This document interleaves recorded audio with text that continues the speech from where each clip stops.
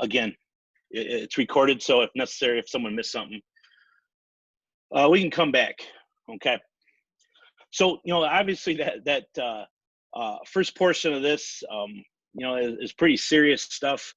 But like I said, I think we got a good plan in place, and we're going to do our best to keep kids safe. And if kids do their parts, coaches do their part, we're going to, do the best we can. I feel the second portion of this presentation is my favorite. I love talking about our football program. We've kind of been at this for a long time now. This is our 100th season of football. Kind of about our 30th year, sort of in this kind of regime, right? Kind of lineage, I guess, is probably the best maybe way to put it. So this is not just something that I've come up with. This is something that's kind of been in place for like I said, 30 years. All right, so let's get this going. I'm going to share this screen and we'll get it rocking out. Hey, same deal. If you got a question, go ahead and put it in that chat box. Coach Reese will monitor questions. He'll let me know if I need to stop and get at one. So we'll get going as fast as we can and get you in and out. We'll do our best to do that at least. Okay. So there's our staff. We got a nice big coaching staff here. A lot of these guys are at the bottom down there. Those are volunteers, so they do it for free. A lot of these guys have been with us for several years. Down at the bottom down here, you can't see it, and I don't know why I can't get rid of this thing. But that's Coach Ehrlich. He's a Whiting teacher, and he's coming on his first year here at Whiting. He's kind of been a grad assistant in college and some other things. But here's our staff. You can take a look at that. You add this up, we probably got over 100 years of football among us. So there's some knowledgeable individuals there. I'm going to talk a little bit about philosophy, and I don't mean to bore you here, but I feel like it's important, and I want to get out what I feel like kind of drives our program. Okay? Our mantra is do work, and you see it everywhere. We tweet it, we Facebook it out, we got it on our T-shirts. And do work really started by a coach that passed away in 2014. He was just 28 years old, and that's Coach Vic Sahagan. And I can't sit here and talk about Coach Vic without getting choked up. But he used to use the phrase do work, and it kind of became our mantra.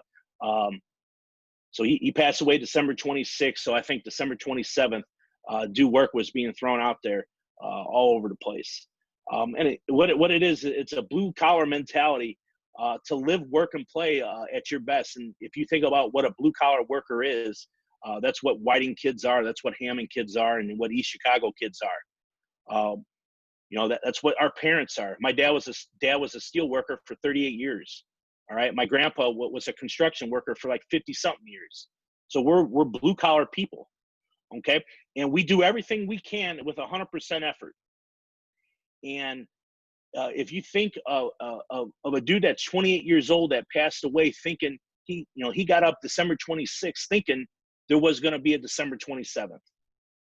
So that's the mentality that we need to take each and every day, that we're going to go out there, we're going to bust our behind as if there's no tomorrow.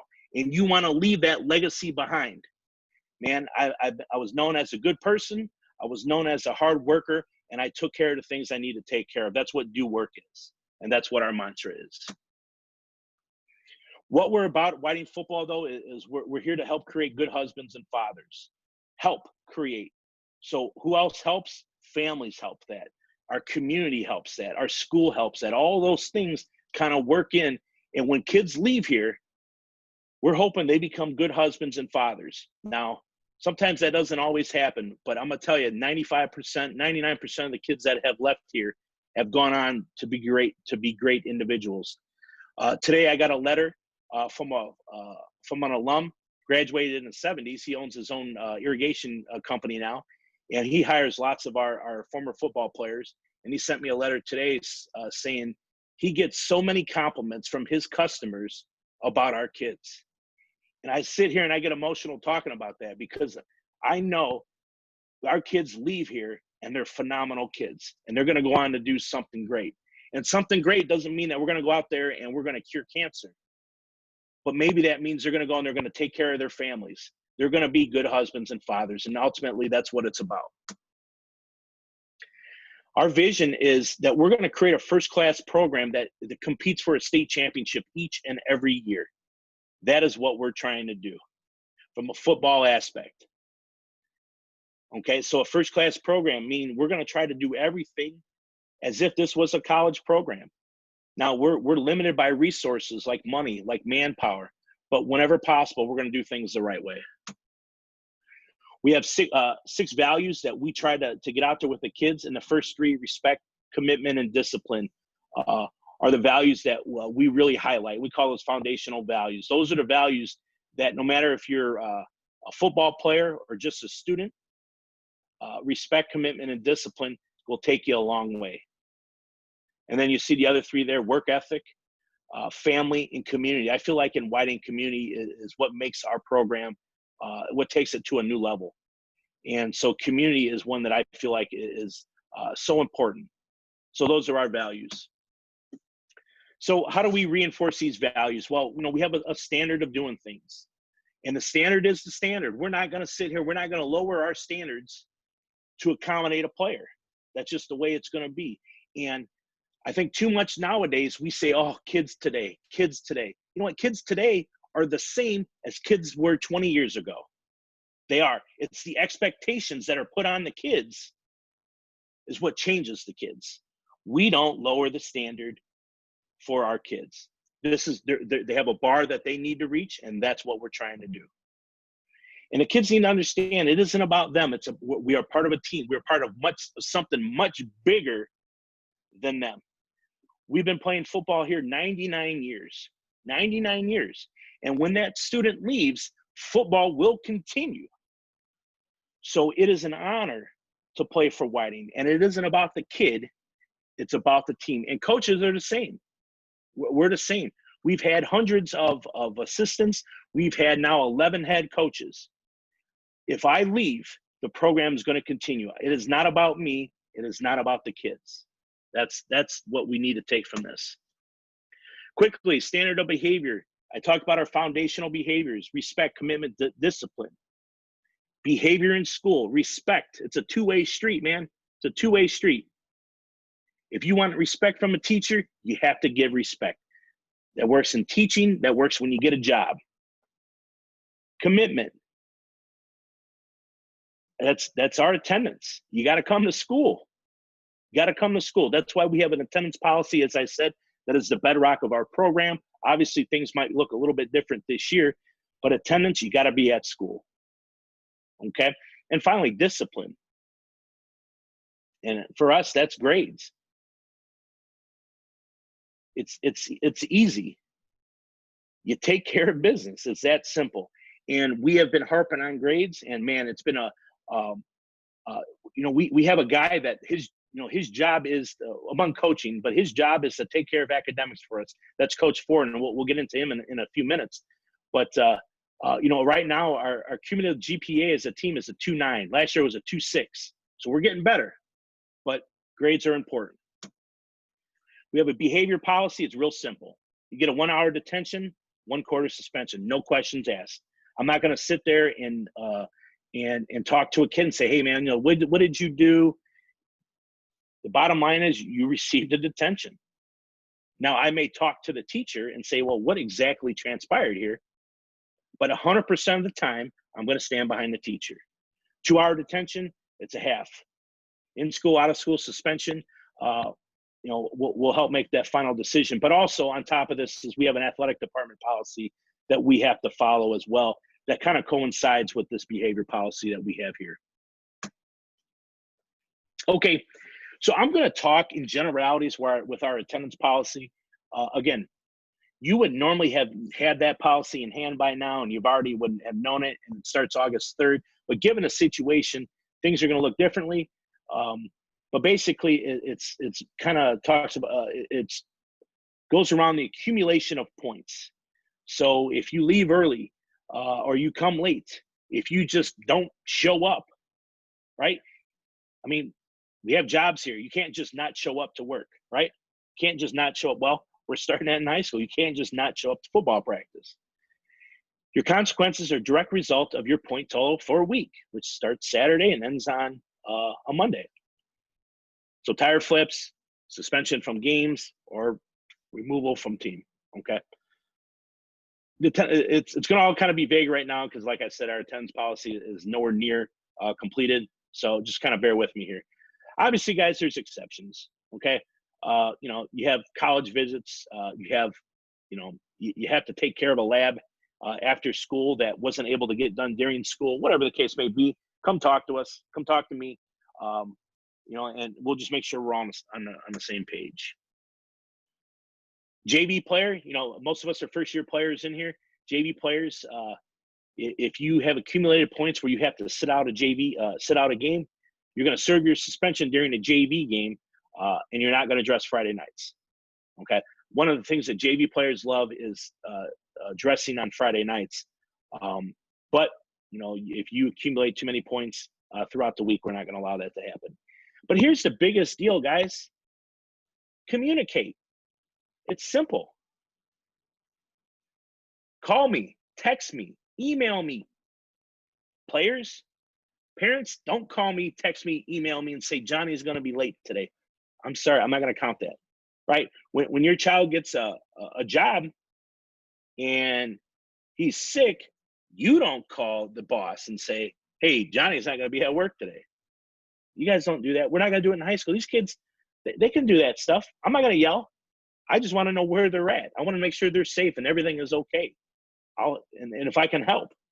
So just communicate. That's the biggest deal with any of this is communication. So we try to celebrate everything.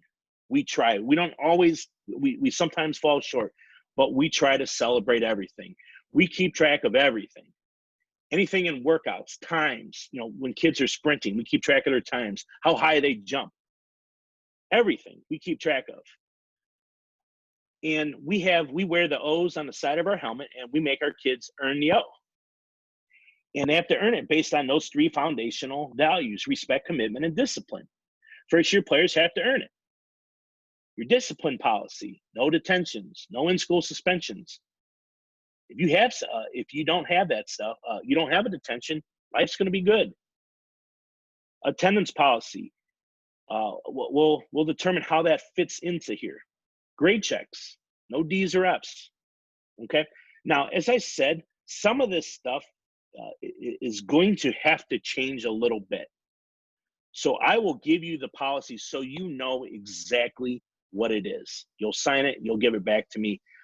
That way I know that you have saw the policy, that your kid didn't just leave it in the locker and forgot to give it to you. Okay. So we want to celebrate a helmet logo. So when a kid does all these things good, we're going to give them the helmet logo on a Thursday. They're going to stand up in front of their family and they're going to talk about, or they're going to say whatever it is they feel like they need to say. Okay. And of course, just like anything, just because you got an O don't mean that it can't be taken away. All right. And that quote down there: anything worth something never comes easy. And that's the deal. The O needs to mean something, and it should be difficult to achieve. How else do we celebrate? We got a tremendous social media presence online.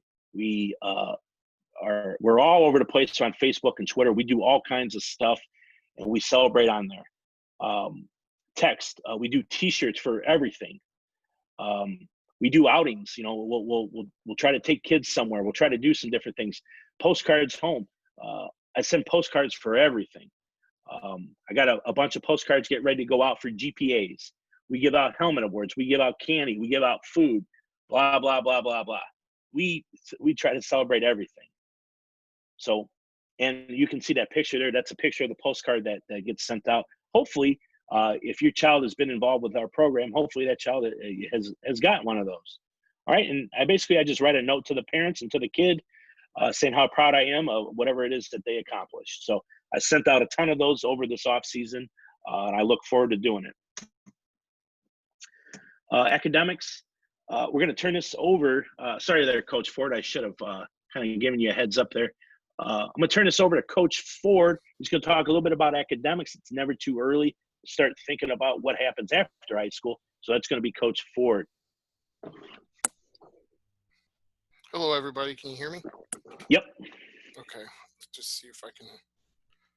I'm just going to share it here from my computer here.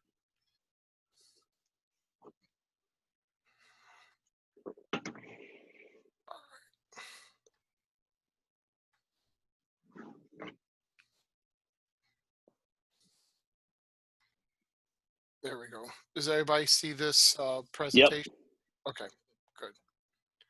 So with regards to academics, we are now going back to a 2-semester schedule, which is normal and standard in all high schools.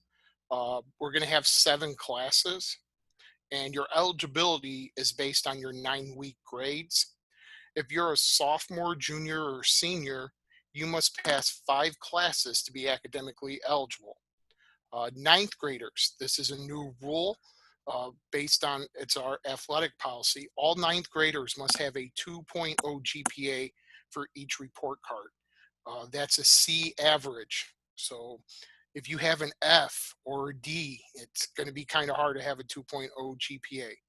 And, you know, the majority of us on staff are teachers, pretty much all of us, and we will tell you right off the bat, if you do your homework, you will pass your classes. The main thing is getting homework done. This is for the older kids. If you go to the ACC, which is the Hammond Area Career Center, then you got to pass all your classes at WHS. Some classes that don't count towards eligibility for actual 5 classes, that would be study halls and teacher aid.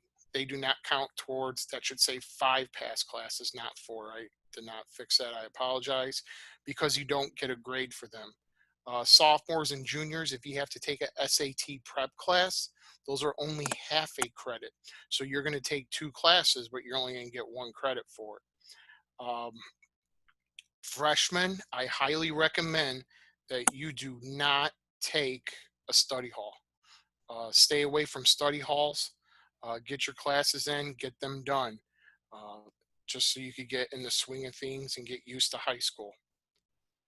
Academic accountability.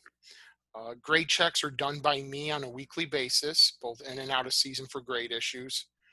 Grade issue for the Whiting football is determined as a D or an F in any class. So I will check every week, and I'll write down you have a D in something or an F in something.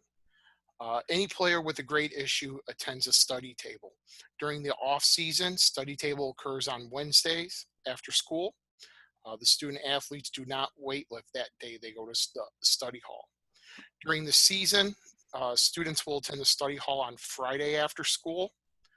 These study tables give the athlete an opportunity to complete their homework and seek help from teachers if needed. Coach, I might interrupt real fast. Now, obviously, we're unsure exactly how school is going to look this year. So this stuff may or may not change. Okay, Right. so like while we say we'll do a study hall on a Friday, that may not happen. We'll just kind of have to see. But traditionally, this is what occurred. Okay, sorry, Coach. Go ahead. No problem. Report cards will be given 9 weeks into each semester. These 9-week reports determine your eligibility. We started instituting these study tables probably 4 years ago. We had a group of kids who had grade issues, and we did not let them practice. Instead, they went into the locker room. They brought out big folding tables. They set them up. They sat in a chair, and they did their homework the entire time, and they had to show the coaches what they worked on for those classes. Those kids were seniors last year. None of those kids had grade issues. So they figured it out how important grades were. And if you knew any of them, you could ask them. They will tell you now how important their grades are and how you need to start off on the right foot, your freshman year. It's harder to raise your grade the further along you are to get that GPA you need to get into college. With regards to college, if you're interested in playing football at the Division I level, that's like Michigan, Ohio State, uh, Clemson, Alabama, you have to have at least a 2.0 GPA in your core courses. That's discussed on the next slide what a core course is. So as you can see here, if you have a 2.0 GPA, you need either a 1020 SAT or an 86 ACT score. If you have a 3.0 GPA, you only need a 620 SAT or 52 ACT. SAT and ACT, for those of you that don't know, are placement tests that you would take if you were going to college. All colleges require either SAT or an ACT. If you have a 3.55 GPA, then you need only a 400 SAT or 37 ACT. As you could see, the higher your GPA is, the less you have to rely on test scores. And we know some people, they don't like taking tests, they're not good at tests. So the higher your GPA is, the better off you are. More information can be found at the NCAA website. That's a link there. I added the link to that if you just click on it. And it also includes the core courses offered at Whiting High School. So as you can see the next slide, what are the core courses if you want to go play in college? You have to take 4 years of English. You have to have 3 years of math, algebra 1 or higher, 2 years of natural or physical science, 1 year of additional English, math, or natural physical science, 2 years of social science, psychology, sociology, 4 years of additional courses, which is any area above, Spanish, or comparative religion or philosophy.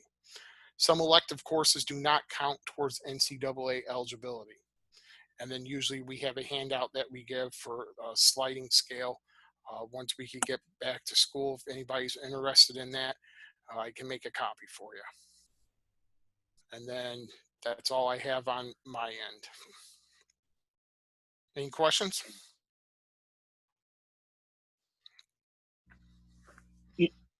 Clearly, guys, some of you are just getting in to be freshmen. And you're like, well, why are they talking about college? Well, it's never too early to start thinking about college.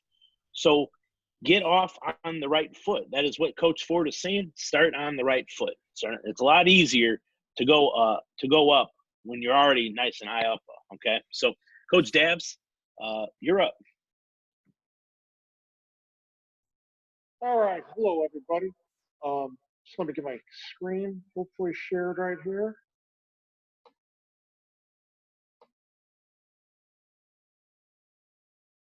All right, beautiful.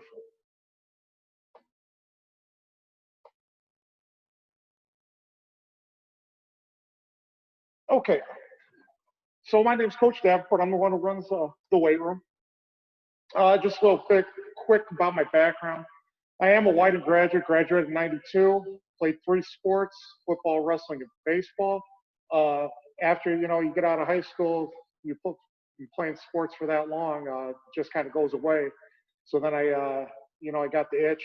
I ended up working at a gym, a powerhouse gym, and kind of got the itch. Met some guys who did some powerlifting, got the itch to compete some more, and I kind of go down that line. And so, I did powerlifting for quite a while. It was what they would call the meathead. Just cared about how much I could bench press and squat and deadlift and all that.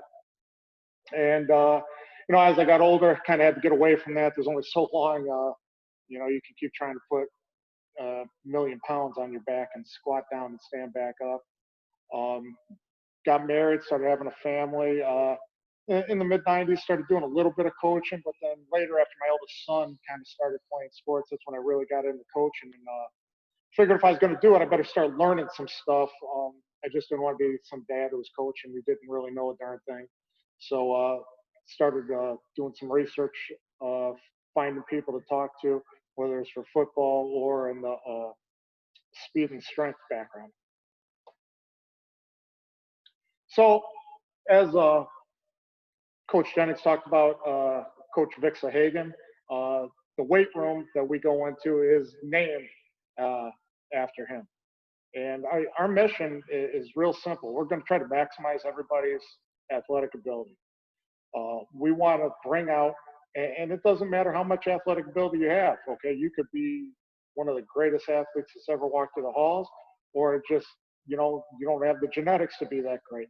But whatever you have in you, we're going to work with you, and we are going to bring out your athletic ability as much as we possibly can. And we do that working on speed, agility, and then also strength. All right, all that will make you a better athlete and improve their on-field performance. Real quick, what we are not, people think weight room and all that. I don't even really like to talk weight room because we do way a lot more than that. Okay, you know, I talk about myself as a power lifter. We're not power lifters. Like this guy, you know, he's probably great for helping you move a couch and everything, but I don't know how good of a football player or a basketball player, you know, or a baseball player this guy would be. You know, we're not bodybuilders. You know, guys are going to come in and they're going to start feeling better about themselves just because what we do. And just because we're not power lifters and bodybuilders, that doesn't mean we don't use some principles that power lifters and bodybuilders are, but that's not solely what we do. Arnold here looks great. You know, I want to look like that when I go to the beach and take my shirt off, but that's not what we're trying to do when we, you know, line up on the 20-yard line. So what we are athletes, and we will train like athletes. You know, we want to be explosive and powerful like Bo Jackson there on the left, or Michael Jordan in the middle. Or for people who don't know, on the right is actually the greatest athlete to ever go to Whiting High School, and Mel Dumas. Right? We want to be like them. All three of these athletes, extremely powerful, extremely explosive. Now, just kind of will give you an idea where my philosophies on how we train all the kids come from. These are two of the people who majorly impacted me. The first is Louis Simmons. He's the owner of Westside Barbell Club. He's basically the greatest powerlifting coach of all time. And that's who I first kind of, you know, got into and started reading about. I was lucky enough, you can see here in this picture, a couple years ago, my son wanted to compete in a powerlifting meet, and we went there. Lo and behold, we walked in, and Louis Simmons was there. So got to go over and talk to him. I don't get real nervous around what I consider a celebrity very often, but I did with Louis, so I made my son Tom take a picture with him. But you know, he's taught me, you know, shorter the better. You want quality out of your workouts. Any quantity, what is that? You know, we want quality. And what he really made me start understanding is it's not so much the muscle you're worried about, but it's that central nervous system. When you start overtaxing that central nervous system, bad things are going to happen, and you're not going to improve as an athlete. And that kind of leads to the next guy who's had really one of the biggest impacts of all on me, and I've gotten to know really well over you know, the past 3 years, is Coach Tony Holler. He's a Hall of Fame track coach in Illinois. He coached football for a long time, basketball for a long time. He just actually recently retired as a chemistry teacher. This was, if things didn't go all chaotic, this was going to be his first year ever just coaching track and not getting to teach. But he authored something called Feed the Cat. So what happened, to talk about how I first got into powerlifting. That's how I trained, you know, most people. You know, trying to make them better athletes. You know, it worked for, you know, a little bit, but then we lost some games, some big games, like the state championship game, and then the very next year, the semi-state game. And the reason to me that we lost is the other team was significantly faster than we were.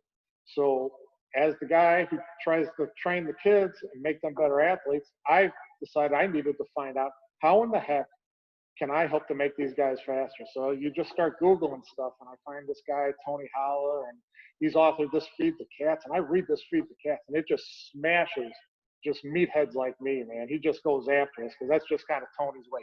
Great guy, but you know, he says what he thinks. And I read that thing, and I said, this Tony Holler, if I ever meet him, I'm going to punch him in the head. You know, and then I started thinking about what he was talking about, and a lot of it talking about central nervous system, how important it is, and you can't beat it up. And I went back and I read his article again. I thought, Tony's not too bad of a guy. He might know something. Then I read it a third time, and I'm like, this guy's pretty smart. And next thing I know is at his that summer I was at his speed camp that he runs, and just talking his ear off the entire time. So he's had a great impact. I've gotten to meet great guys. Got to meet Brian Kula and talk training with him. And Brian Kula is Christian McCaffrey, who just signed the richest running back deal in the NFL. That's his trainer, which is cool. You know, he's the trainer of a great NFL player, but this guy's background is he's a track coach in high school. So this high school track coach is training the best running back in the NFL. So once again, we're training athletes. So if your child shows up and we give them opportunities to get in there, we're going to make them a better athlete. You know, we got Danny on the left there. You know, we lift the weights. It's not just all about speed. And we got one of my softball girls, Ashley, on the right, you know, jumping up and down, becoming a better athlete. So the whole idea behind becoming a better athlete is if you see on the left-hand side, and I got this from Zach Chant, I believe is how you say his name, but bought his book, read a lot of he does. He's actually TCU's strength and conditioning coach for baseball. And I really like how he sums this up. So if you look on the left, your athletic ability is that small ball. Your baseball skill can only grow so much. Now, if you come and you grow that athletic ability like you do on the right side, that baseball skill can grow, okay? So smaller athletic ability, the less your skill can grow. So you can have the greatest baseball swing in the world, but if you can never hit that ball out of the infield, you're not going to be a very good baseball player. So how do we develop the athlete? Everything starts with what is called reflex performance reset. Okay, we call it RPR for short. Now I'm going to take this definition. There's a lot of reasons I'd rather see everybody in person because we can give physical examples, because RPR is one of the hardest things to explain. But anyway, it uses a sequence. We work on belly breathing and basically touching certain areas of our body with pressure that helps turn muscles on, okay? So you hear all the time about people pulling hamstrings and you know, oh, they got a weak hamstring, they pulled their hamstring. Not necessarily. Say your glute muscle isn't firing, your hamstring muscle is taking up everything that your glute muscle isn't doing. Well, that hamstring muscle is way weaker than glute muscle, and bad things are gonna happen. You're gonna pull it. So there's things we go through before every workout to where we rub certain areas and it turns on certain muscles and we get them all flowing. It's just kind of like a car. You want all your cylinders firing. If one of those cylinders isn't firing, something bad is going to happen. We chase infinite speed. You can actually become too strong to where you can't do anything. There is no way an athlete can become too fast. So every training session, we drill to become faster. Twice a week, we will max effort sprint. We record these times. We put them into a spreadsheet, okay? We put it out for everybody. People who set PRs, we put that on Twitter. When guys set PRs, we have a big bell. Well, it's not a big bell. It's kind of a junk bell. But we got a bell. And we ring that bell, and everybody's clapping for the people who set these PRs. You know, this bell's been ripped off the wall and everything else from people ringing. But we celebrate this because it's hard to do it. Twice a week, we get a chance to get a little bit better. Right? Biggest thing is we sprint, we don't run. So if I have you sprint for 40 yards, you're going to rest for about 4 minutes. Okay? What my buddy Tony likes to say all the time, any fool can make another fool tired. So if I just have you run back and forth, that's not training speed. That is making you a worse athlete. All right? But along with all the sprinting we do and the jumping up and down we do get in the weight room. I don't know how much that's going to be now, so I'm not even going to address when we'll actually see a weight room just with the COVID stuff that's going on. But at some point, we'll get back in there. And we use that as an accessory to help build our speed. So the big thing is we don't chase everything, okay? All our energy is going on one straight line to what's going to make us a better athlete. And become a faster athlete will make us a more explosive athlete, which make a better athlete. On the left-hand side, that side's chasing everything and you get nowhere. Right-hand side, you put that energy in one direction and that one direction gets you where you want to be. All right, here's a good example of what change in speed looks like, okay? Over the years, I got 2 children. My oldest, Tom, and was my first guinea pig, and now my son, Nick, is my next guinea pig to see, you know, how bodies react. And if it reacts well, then I implement it with all the rest of the athletes.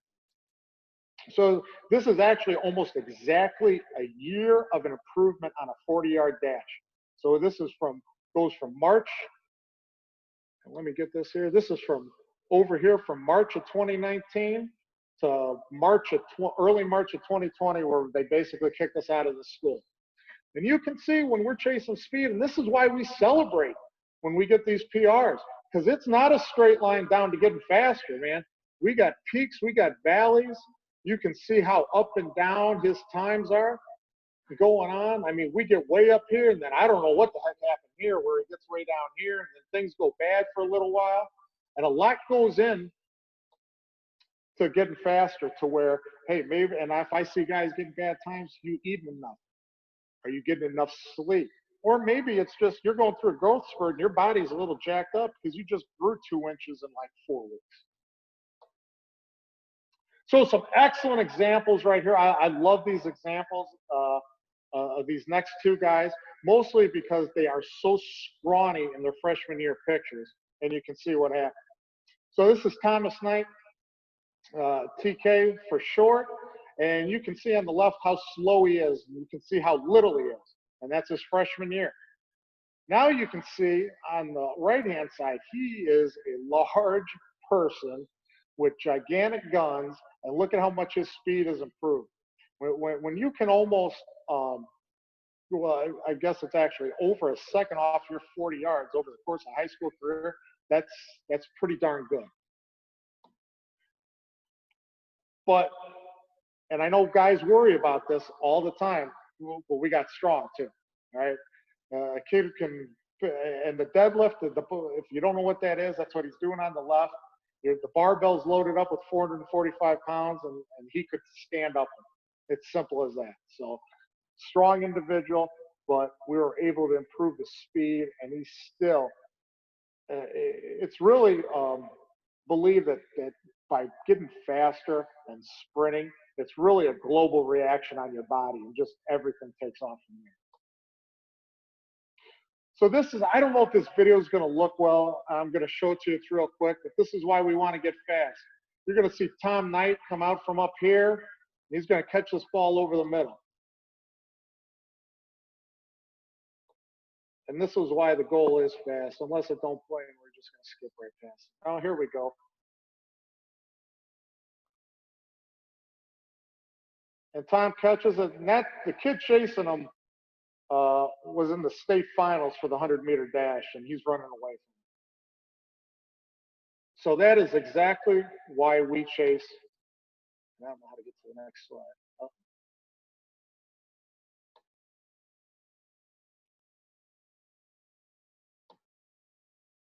Now, Joel, good example. Left-hand side, scrawny as heck, tiny. Right-hand side looks like he could run through a brick wall. Look at the huge improvements in time. I mean, from a 5'6", 140, which is fairly slow, especially when you're considered, you know, a skilled kid, to a 4'8", 940.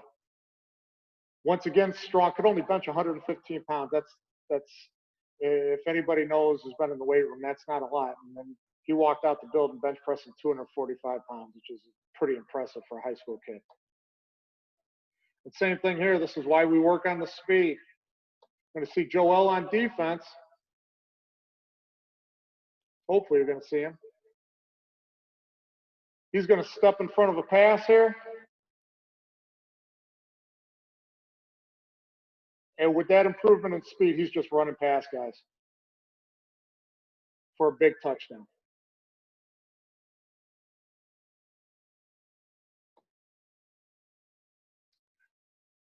So I'm going to touch on this. I don't really know how things are going to look, so I'm just going to go kind of what we've done in the past. But we open this weight room mornings and afternoons. We give kids 2 opportunities. So if they're playing other sports, we can get them in there. Okay, and the big thing with that is we don't beat guys up. That's not the philosophy. So you can see we're going to, I don't know what days for sure when we get going, but we'll be open mornings, afternoons. Okay. So, like I said, in-season training, whether it's for our football guys or it's after football, and we got multiple sport athletes, which we love. Okay, we make it available. You can come in the morning, but like I said earlier, any fool can make another full time. We come in there to improve ourselves and to walk out and be able to go play our sport. So I don't want a kid who can't go out and play a basketball game after. But if I did that to a kid and I come in and train him so hard that he feels like junk for his basketball game, that's ridiculous. That is not the goal. Okay, and that is not making him a better athlete. That is making him a worse athlete. Okay, same thing as he just wants to go to the Y and shoot hoops. I want a kid to be able to walk out of there and be happy and be able to go to the Y and shoot hoops. So that's the important thing. I'd rather undertrain a guy a little bit, so he's able to perform at his sport than to overtrain. You start overtraining, think of it like a steak. So you didn't cook your steak enough, you can always throw it on a little bit longer, right? You burn the steak's ruined, all right? We don't burn the steak here. So nutrition's pretty simple for kids this age, try to get a ton of protein, try to get a ton of water, right? That's simple as that. Protein, water, protein, water. Can't say it enough. Foods you're gonna eat, if you can cook it in the microwave, and the first time is gonna get it cooked, it's probably not that great of a food, okay? Nothing wrong with that stuff once in a while, but if every meal is coming cooked the first time in the microwave, you're probably not eating very good food, okay? It's simple, everybody knows this, stay away from the sugary drinks, stay away from pop. Gatorade, full of sugar, it's not great. Candy, not great. Cereal, not great. Not what great athletes eat. I think this is actually even more important than nutrition is sleep, okay? Talked about the central nervous system before. If you don't recharge your central nervous system, bad things are gonna happen. You're gonna perform bad, and possibly you're gonna get hurt, which is, very important to us. You have to recharge the battery. Not getting enough sleep, recharging the CNS is like running a car without a distributor, okay? Battery's gonna go for a little while and it's gonna conk on you. I'm not gonna play this, it's long. This presentation will be shared with you, but it's a fun, about 3-minute video. I do a lot of these, I want parents to see what's going on and be able to enjoy seeing their kids in the videos, and for the kids to be able to enjoy themselves too. But like I said, this is just a 3-minute video. I do quite a few of these. The presentation will be shared with you, so you'll have the opportunity to look at it at a later time. But check it out. Check out the whole weight room YouTube channel is what I'm looking for, because there's a lot of great stuff there. And that's about all I have. I'm sorry that was long, but that's some stuff I get fired up about, because we can really change a kid from his freshman year to his senior. He's just got to show up and work hard for the 45 minutes we ask, and good things will happen.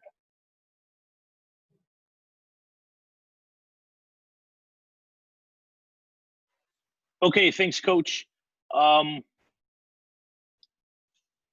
If you need to go to Coach Davenport, that's his contact info right there, whitingweightroom@gmail.com, and on Twitter, if you are on Twitter, @OilerWeightRoom. So that's Coach's stuff. Of course, you can always email me, and I'll send you or point you in the right direction to Coach Davenport. Okay, I get it. It's 8:30. There's still some things that we need to talk about. So I want to make sure that we give everything that needs to be discussed its due time. So please hang with us here. I know you probably didn't think you were going to be here this long, but we're going to do our best to get you out here as quick as possible. Okay. Hey, I think you got from our first presentation that player safety is our #1 priority. Obviously, with the COVID, that's even more elevated. But in general, football, it's a contact sport, right? So things are going to happen. But what we're doing is we're going to make sure that your kids are as safe as possible. And we go through all kinds of certifications and training. And there's some of our certifications there that's required by law here in Indiana. We're also trained in USA Football heads-up shoulder tackling system. Basically, it's a way to keep the head out of the tackle. We're not here for NFL level hits. We're here to tackle the individual and do it safely as possible. So that's kind of the player safety portion of that.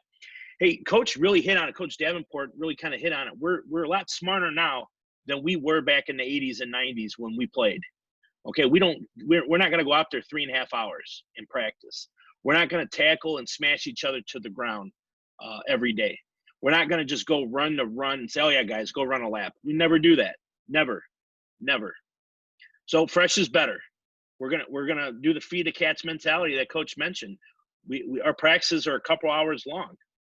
In season, we only practice one day with shoulder pads. One day. That's a Wednesday. She's not here today, but we have a licensed athletic trainer. Her name is Danny, and she's been with us now. This will be her 10th season, I believe. And she's contracted from the school, from Methodist Hospital. Danny is phenomenal. She's fair. She's trustworthy. She cares about your kid. And we're lucky to have her.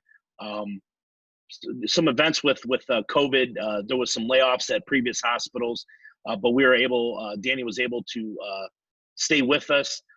Methodist Hospital picked up Danny for us, and we're lucky to have her. So Danny will be with us again. Okay, some of these things we need to make sure that we hit on for you guys in case you never played football before. That's a possibility. So here we go. Hey, what we're going to provide is we're going to give you the kids shoulder pads, and they're based on the size of the kid and the position. Okay, we have two types of helmets. We have Rydell and Shutt. They're upwards of $340. Helmets have a 10-year life cycle. Every year they get sent out and they're inspected and certified. And helmets that don't meet rigorous standards are thrown away. Okay, so we will not use a helmet that does not meet the standards set by the NOCSAE. We also provide kids with necessary pads like thigh pads, knee pads, and hip and tailbone stuff. And of course, we provide uniforms. What are your kids going to need?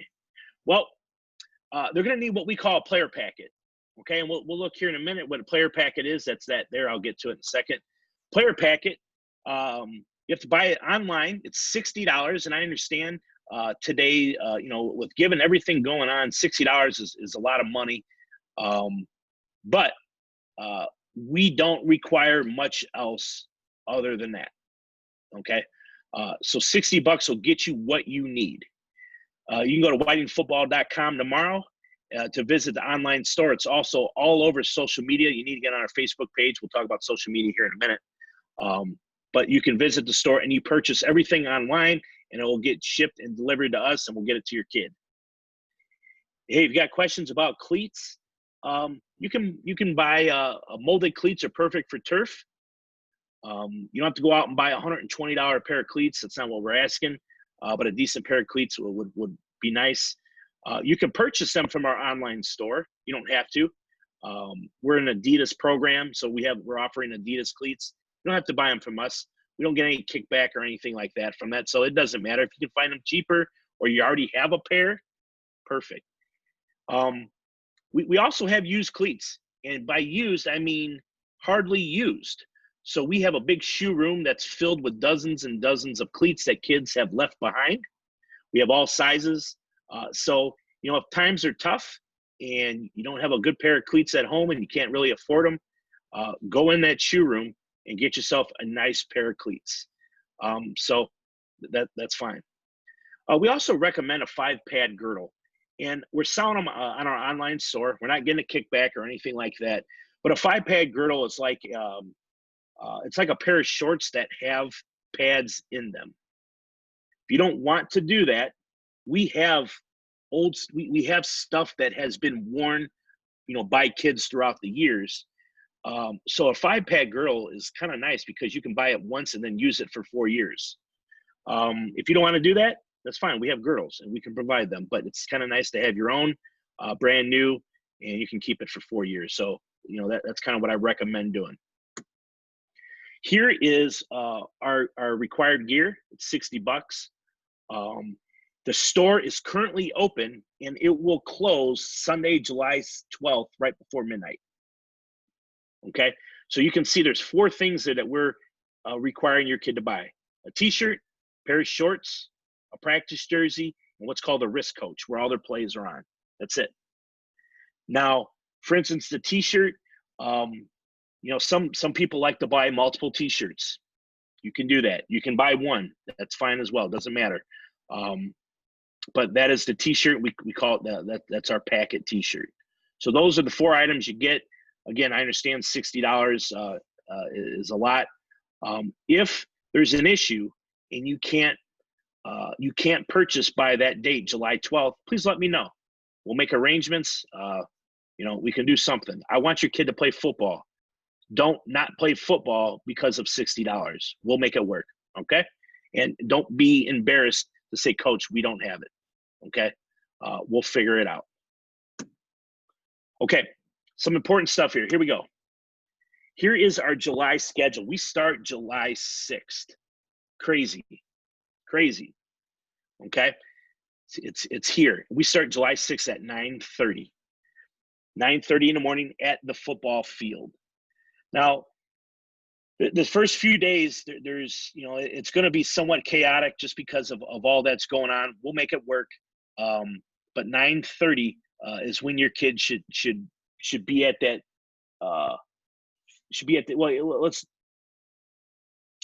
Here's what I'm kind of going back on is those kids that have already kind of been with our program, they'll know the exact time to show up. People that are just coming in new to our program that have not been in communication or anything with us, just be there at 9:30 on Monday, July 6th with a physical, which I'll get into here in a minute. So there you go. You have this practice schedule here, okay? You can see we go Monday, Tuesday, Thursday, Friday. Wednesdays are what's called a rain date. So nothing is scheduled Wednesday unless we cancel Monday or Tuesday. I'll say it again. Wednesday is a rain date. It will not have, it's an off day unless we cancel Monday or Tuesday. We are very good about communicating on social media, about text messages, and an app we use called Remind. So we'll, if there's a cancellation, we'll let you know. You'll know it, and then Wednesday would come into play at that point. I sent you the schedule in Google Classroom. I'm sorry, Google Classroom, in the email that I sent out. Everything will be available at whitingfootball.com. We have all this stuff on social media, okay? So it is in, okay, question. They can't show up on, so the question is about a physical. They can't show up Monday without a physical. We have to have a physical in order for them to be in the facility. Do not come without a physical. That is correct. Okay. Yep. In your email, I sent you a link for what the physical looks like. If you need to, you can't print it out, you can go to the school. They'll have copies of the physical in the main office. Last year's physical does not count. Good question. Last year's physical does not count. So you need a brand new physical. One thing you can do is we have the clinic across from BP gas station in Whiting. It seems like you can get in there pretty quick and get yourself a physical. Coach, you remember how much that cost? Davenport? That I do not know. I think they were 25. Yeah, I think $25. Okay. I think it was $25. Yep. So that's a good place to go. Acumed, $25. All right. So yeah, you cannot come on Monday if you don't have a physical. And we understand it. The things that have been crazy like they are, we kind of understand we're going to have some issues with physicals. We'll deal with it. There you go. Miss Davenport says you need to make an appointment. So tomorrow's a good day to call. Okay. Some important dates here. As I said, July 6th, that's the first day of summer, our summer schedule. Okay, again, if you don't have a physical, that's the most important thing. You're welcome. July 12th, that's when our online store closes. So take care of that stuff before July 12th. July 20th, our phase 2 begins. It's important just because we start kind of getting into more football stuff. But officially, the official season begins August 3rd. Okay, so that is when we officially begin, where practices become mandatory. August 15th, we have a scrimmage. It's a Saturday. And August 22nd is our game against Clark High School. That's a Saturday at 7 p.m. It's called the Battle of 119th Street. It's like 87 years of football, consecutive years of football. So those are some, kind of dates that are important. But the bottom line is July 6th and July 12th. Those are the two most important you need to focus on right now. I'm telling you, if you follow us on social media, you'll know exactly what's going down. Here's our football schedule. I sent it to you in an email. I'm not going to really go through it. You can look at it and make make arrangements for games and such. In season, we don't have it finalized because we're still waiting to see what stuff looks like. Okay, so I have all this stuff here. I'm not necessarily going to go through it. All right, but it's there. August 3rd is our first practice. Saturday, August 8th. It's a Saturday. We practice Saturday mornings. We're going to be after school every day. JV games are on Saturdays. Labor Day, we'll practice. Fall break, we'll practice. So if there's an off day, it isn't an off day for football. It might be an off day for school, but it's not an off day for football. The only day we won't see you in season is Sundays. Okay, I'm going to turn this over to Coach Genders. He's going to quickly go through social media because it is kind of an important part of our program. So, Coach, go ahead and go through this, and we'll get these parents getting going here. All right, hi guys. So I'm going to get this going here. A little bit about myself. I've been with the program. This is my 6th year here. So hopefully I can get this to go here. All right. Hopefully you can see this here. All right. So if you're on Facebook, you could go to Whiting Oilers High School Football. We're on Twitter, at Whiting Football, at Oiler Weight Room. That's Coach Davenport. We do a lot through Remind. We'll send it's a quick app that we have on our end. Basically, what it is if you go you text the number 81010. And then in the message, you put one of those 3 ats in there. And what they'll do is when we've got a communication for you, instead of sending a big giant mass text to everybody with 40 names on it, we send it on our end. It just comes to you. You can reply to us. It kind of turns it into a one-on-one text. It comes from a different number, so the first time you get a remind, you might want to just kind of set that in your phone so that way you know that that's what that is. whitingfootball.com. We're putting all kinds of information on there. We do a lot through both Facebook and Twitter and the Whiting Football.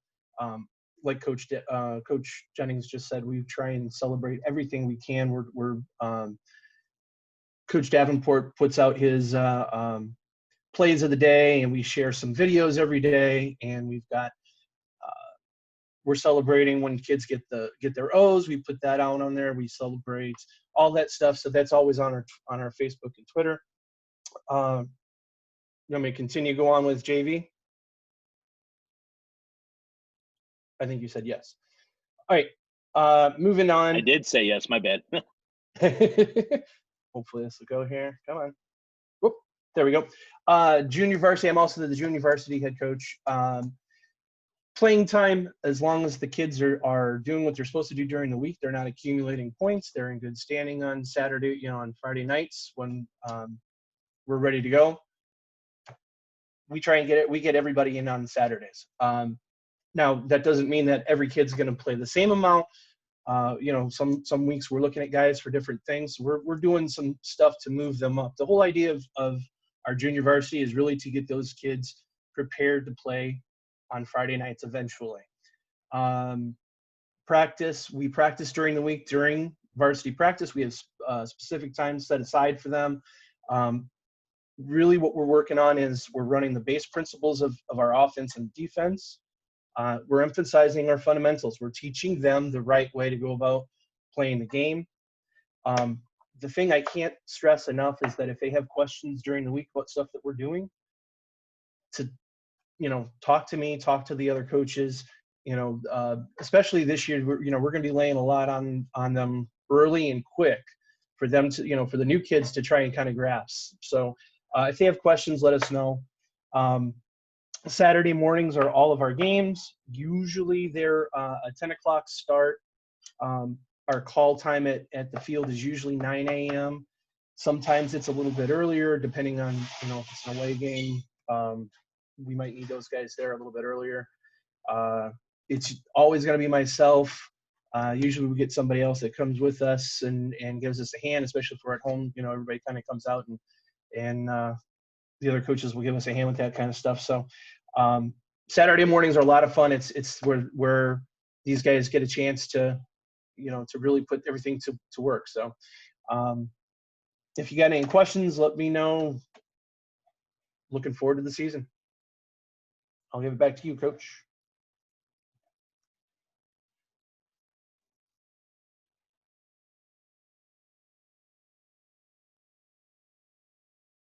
Unmute yourself. I'm going to start wrapping this up here. Because I know, like I said, like we want to get you guys in and out.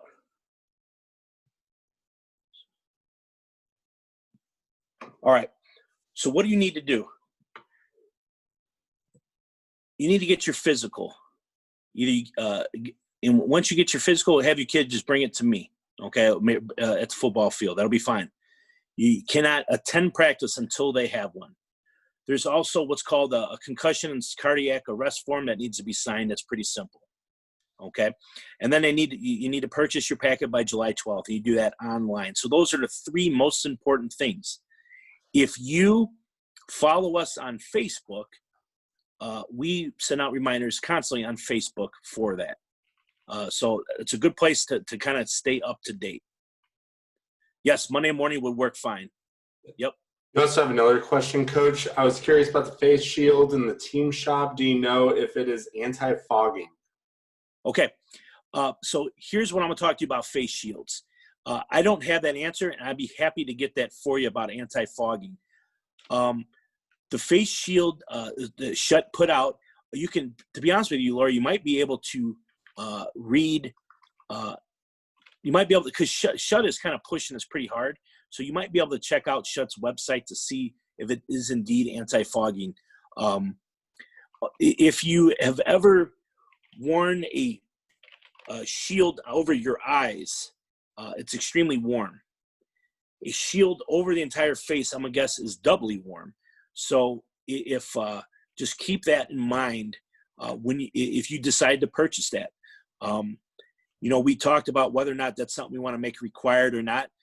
We chose not to require that because kids have different tolerance to their helmets, to the shields in terms of the heat and such. So that's a decision that you have to make. $22, luckily, it is a lot of money, but luckily it's not a huge investment where if the kid chooses that it's not for them, I guess you're out $22, but it could be a whole lot worse. So that's a decision you have to make in terms of anti-fog. I don't have that answer. However, I know fog has been an issue with masks in the past, and but like I said, I don't have that answer. Okay. Just a couple things regarding expectations from you. What we kind of hope. You're welcome. I don't know if I answered your question there, Lori, but I did the best I could there. Hey, with parent expectations, we just, the biggest thing is support your kid. Don't, if your kid plays in a JV game Saturday morning, they missed a tackle, trust me, we're going to correct your kid. Don't have them come home and then you get on them about missing a tackle. You're there to support your kid. Okay. We'll do the coaching. We'll get on your kid. We'll correct him. There's a reason why he missed that tackle. Okay. He wants to tackle the ball carrier. There's a reason why. So we'll correct it. Okay. But, just support them. That's the biggest thing. Get your kid the packet, the player packet. That's a great way to support them. That way they can wear their T-shirt proud and be a part of our program fully. If we have some fundraisers and, things are kind of on hold right now, but if we have some fundraisers, help out. If you're able to, if we're selling tickets, try to help sell some tickets. Be involved where you can. We have a parents club, and obviously things are kind of up in the air in terms of how things look. Get involved in that parents club. I have a phone number here in a little bit about the parents club. I'll get that to you in a second. Come to games, socialize safely. Don't criticize us in front of your kid, because that kind of undermines the whole process. If you think we're terrible coaches, that's absolutely your right. And if you want to, talk that with your spouse or your coworkers or whatever, just try to just limit that stuff in front of your child. Okay. I'll tell you, one of my biggest pet peeves, guys, is taking to social media to complain. Okay. If there's an incident and you go directly to social media on our Facebook page and say, Coach Jennings doesn't want to play my kid, blah, blah, blah. What good does that do? Right? What good does that do?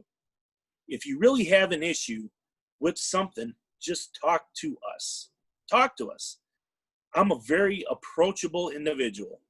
Okay? I'm a Whiting guy. I'm everywhere. Communicate.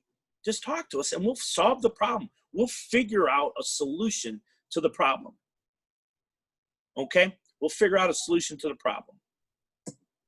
What can you expect from us? We hold kids accountable. I talked about the standard is the standard, and we're not going to lower the expectations. We're going to hold your kid accountable because we want him to be a great human being. You need to do the same. But we're going to push your kids, and we're going to continue to teach those foundational values: respect, commitment, discipline. Those are the foundational values of a good person.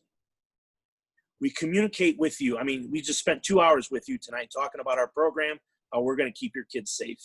We communicate a ton. We're going to bring some energy. I'll tell you, that's one thing, man. We're fired up. We love football. We love coaching football. We love being around your kids. Okay? We're extremely prepared. As you can see, this is like 67 slides we're going to put at you tonight. We're prepared. We care about your kid. We're going to develop a positive relationship with your kid. We're going to get to know the kid. I talk with kids constantly all the time about stuff going on other than football. And the one thing you can expect from us is we're not going to talk about playing time. We're not going to talk about play calling, and we're not going to talk about other players. Don't come to me and say so-and-so, blah, blah, blah. I'm not going to listen. Doesn't mean I don't – again, I'm approachable. Those are like – first off, playing time is an athletic department rule. So that's not necessarily my rule, but it's an athletic department rule. Okay? But those are the things that you can expect from us. Quickly, Parents Club. We have all these things we do as a Parents Club. Obviously, I don't know what things are going to happen. Eva Huerte is our chief mom. She runs the show for our Parents Club. That's her phone number there. Text Eva if you want to be a part of this, and she'll say thank you. She'll put you on a group text, and then you're off and running. Eva's phenomenal. Great thing about our Parents Club, man, it's a great place to develop friendships. We have parents who are now lifelong friends because of that Parents Club. And the purpose of it is to provide emotional, financial support to the football team. So not only are they there to help fundraise, but they're there for team meals. They're there for sandwiches. They're there for senior dinners. All kinds of great things that we do. Man, that was a lot. That was a lot. But we hope that you at least have a better understanding of what's going on with our program. Okay? There is a lot. Like I said, that was almost 70 slides. Given the COVID stuff, that was probably 100 slides we threw at you tonight. You can't digest it all.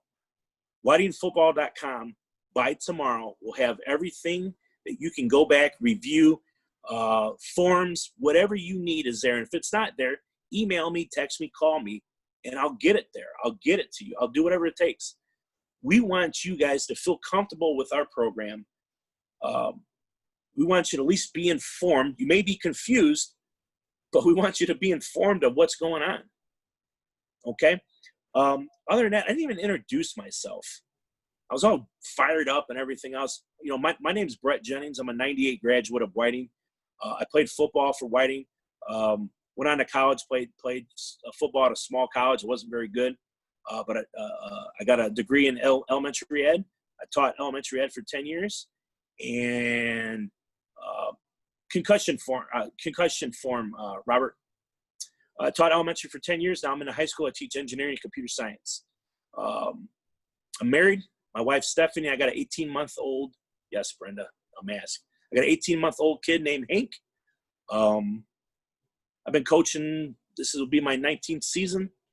I got a feeling it's going to be an interesting one, but I'm excited nonetheless. So with that, that's the end of our lengthy presentation. But again, I hope you got something out of it. WhiteHavenFootball.com, Facebook, all that stuff has everything that you need. If you got questions, email me, text me, call me.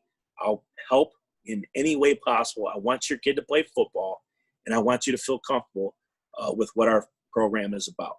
Okay? With that being said, y'all are free to leave. Thanks for sticking around to the bitter end. And July 6th, we'll see you 9:30, July 6th. All right, guys. Adios. Thank you.